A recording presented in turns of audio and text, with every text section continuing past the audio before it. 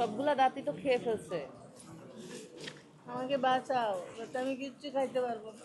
দাঁতে শিরশির করে।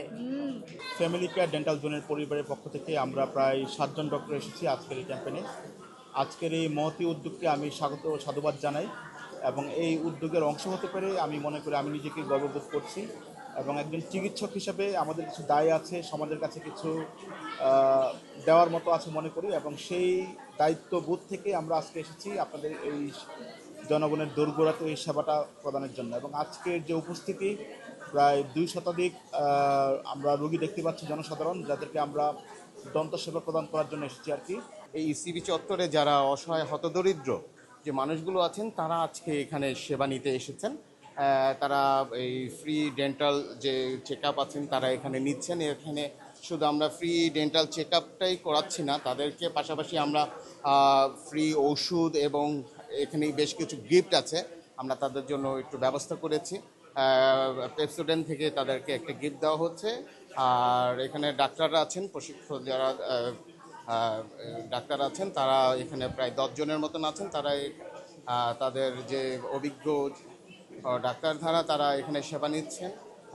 এছাড়া আমরা শুধু আমাদের কোম্পানি এবং আমাদের সোসাইটির মাধ্যমে আমরা যেটি সিদ্ধান্ত নিয়েছি এটা আমাদের চলমান একটি প্রসেস।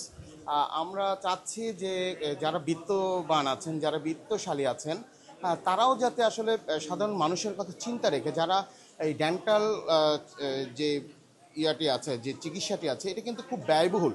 বিদেশে যারা ইউরোপে থাকেন তারা কিন্তু এই ডেন্টালের চিকিৎসা নিতে তারা কিন্তু ওই জায়গাতে পারে না, তারা কিন্তু বিভিন্ন রাষ্ট্রে চলে যান তারা এই ডেন্টাল চিকিৎসার জন্য। এই ডেন্টাল চিকিৎসার জন্য যে ব্যয়বহুল, এই বাংলাদেশেও কিন্তু অনেক ব্যয়বহুল একটা ইয়া করতে হয়। তো আমরা উদাহরণ আহ্বান জানাবো যারা বিত্তশালী আছেন তারাও যাতে এই ধরনের ক্যাম্পিংগুলো করেন এবং অসহায় হতদরিদ্র যে মানুষগুলো আছেন তাদের কথা ভাববেন এবং তাদের কথা ভেবেই আসলে এই প্রোগ্রামগুলো করলে হয়তো দেখা যাবে যে আমরা সবাই মানুষ নামে যে ইয়াটি আছে সেটা হয়তো আমরা সমাজে গড়ে তুলতে পারবো।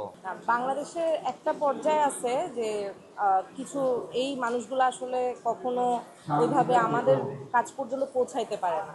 ওরা চিকিৎসার জন্য কোথায় যাবে সেটাও বুঝে না। এই দাঁতের ব্যথা নিয়ে ওরা হচ্ছে কি করবে। এই যেমন আমি একটু আগে যেটা দেখলাম, পেশেন্টের বয়স 65 বছর, ওনার সবগুলা দাঁত হচ্ছে নষ্ট হয়ে গেছে। উনি বুঝতেছিল না উনি কোথায় যাবেন। তো হয়তোবা ওনাদের জন্য এই যে ডেন্টাল ক্যাম্পগুলো হয়, ফ্রি ডেন্টাল ক্যাম্পগুলো, ওনারা এখান থেকে বুঝতে পারে যে কোথায় আসলে চিকিৎসাটা নিতে হবে বা তাদের চিকিৎসার ধরনটা কি হবে সেটা ওনারা বুঝতে পারে। তো এই জন্য আর কি এই ডেন্টাল ক্যাম্পগুলো অনেক গুরুত্বপূর্ণ আসলে।